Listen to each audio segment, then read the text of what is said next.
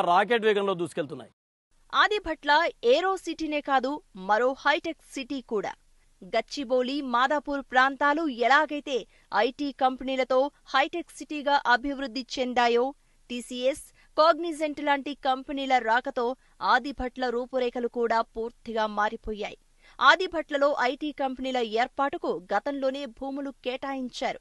అందులో విమానయాన సంస్థలకు కొంత భూమిని కేటాయించగా, మిగిలిన 180 ఎకరాల్లో Cognizant, TCS, ITES, electronic hardware వంటి బహుళజాతి సంస్థలకు భూములను కేటాయించారు.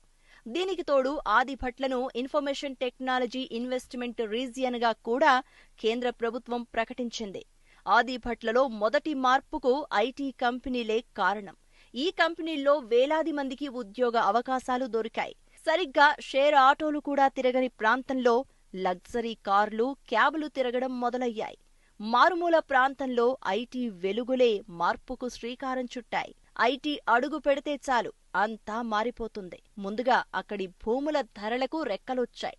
మల్టీనేషనల్ కంపెనీల రాకతో హైటెక్ సిటీలో భూముల ధరలు ఎలా ఆకాశాన్నంటాయో, ఆదిభట్లలో కూడా అలానే ధరలు అందనంత ఎత్తుకు చేరుకున్నాయి.